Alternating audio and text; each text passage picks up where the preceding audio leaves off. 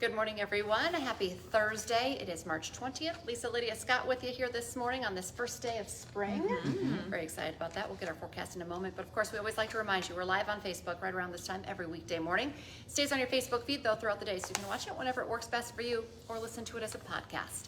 You can find it at inforum.com/podcast. Just look for the Inforum Minute. First day of spring, and it seems like a pretty fitting first day of spring. Spring-like today. Yeah. Warm and windy. Yeah. Temp close to 50 this afternoon. That's about 11 to 15 degrees above average for this time of year, so not bad. It does come with the wind, though. It's out of the southwest at 15 to 25, gusting 30 to 35 miles an hour as we get into this afternoon.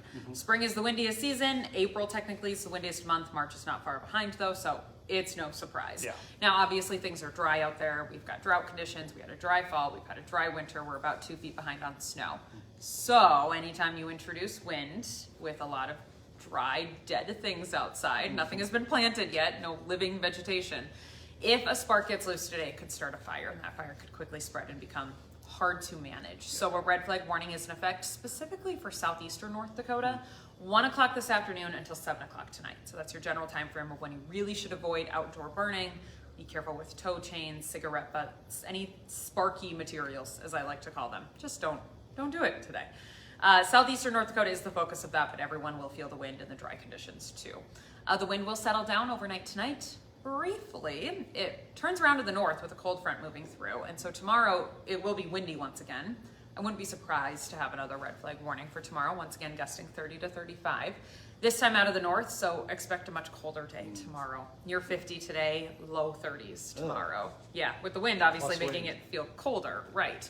Not nearly as beautiful as what we had last Friday when it was 68 degrees. That was So awesome. great. You couldn't pull me off the patio last Friday. It was gorgeous.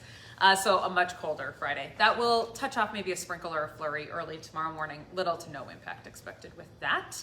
We're chilly on Saturday morning for the downtown St. Patrick's Day parade. We're going to start off in the teens, end up in the 40s though, so a quick warm up. A little bit breezy, 10 to 20, maybe a gust to 30. Little clipper system though, it does move in Saturday night into Sunday. So probably after you go to bed on Saturday night, depending on how late of a night owl you are, I guess, on Saturday nights. We'll watch for a clipper system to sweep in from the west. Starts off as kind of a rain-snow mix. Temperatures fall, switches over to snow. I expect the heaviest of the snow on the Minnesota side and even further to the east of our viewing area, but 1 to 3 inches is possible, I would say. So some accumulating snow.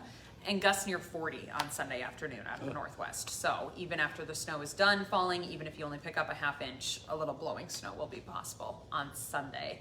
Temps next week mainly in the 40s. Not bad, kind of a happy medium of not cold, not the 30s, but not the 50s either. Yeah. So 40s for next week, pretty quiet conditions too. Not much for active precip out there. Okay. All good to right, know. that's all. Thanks. Well, new this morning, we've learned investigators in the Ray Holmberg case have found a string of emails that they say showed the former North Dakota State Senator went after the most vulnerable kids while committing sex crimes against children. Newly released court documents say that he targeted children in foreign countries, preyed on local students while he worked as a high school guidance counselor, and abused his political power to exploit boys and men. The U.S. Attorney asked the judge to sentence Holmberg to a little over 3 years and lifetime supervision. He'll be sentenced next Wednesday. You can read more about Holmberg's emails on our website, inforum.com. Happening today, Minnesota Senate Republicans plan to make a motion to expel one of their colleagues. State Senator Justin Eichhorn is accused of trying to meet a 17-year-old girl for sex. It turns out he actually texted an undercover Bloomington police officer. The Hennepin County Attorney's Office now says it'll be dismissing the state charges because federal charges have been filed. Today, a Grand Forks man will be in court accused of leading police on a high-speed chase. He's facing more than a dozen charges. Grand Forks police say they tried to pull over 31-year-old Paul Smith on the Demers Skyway for having expired tags. They say he sped away, going double the speed limit, nearly hitting a minivan, while they say he threw things out the window. Police finally stopped him near the Betty Ingolstadt Arena, but not before he rammed into a sheriff's squad car.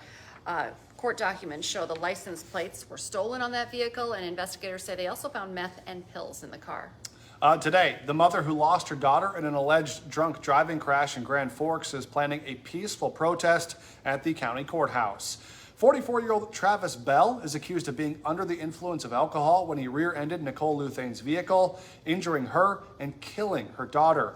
Earlier this month, a judge threw out a blood alcohol test as evidence in that case, saying the test was obtained illegally. Nicole says that the justice system is failing. Today, the Red River Valley Fair is hosting a Bounce in the Valley. It's going to be held at the Butler Arena from 11 to 6 today. The event runs through Sunday. And also today, the Fargo Film Festival will premiere a film that highlights a local legend, that is Carl Ben Eielson.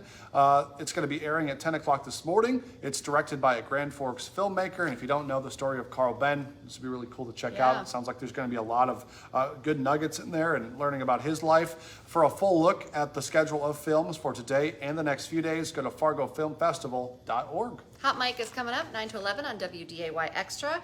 The madness kicks into high gear today in North Dakota. Previews of the boys Class A and B tournaments, plus Bison women's basketball head coach Jory Collins will come in and talk a little bit about getting NDSU ready for its WNIT matchup. Hot Mic is live from 9 to 11 on WDAY Extra and inform.com. And don't forget, for 99 cents a month for your first 3 months, you can get an all-access pass to our website, inforum.com. Just go to inforum.com/subscribe and you can get that deal. Join us for our next newscast coming up at 11 this morning and this afternoon, 4, 5, 6, 9, and 10. And we'll be back tomorrow morning with First News from 5 to 7, so be sure to join us then. Have a great day, everyone.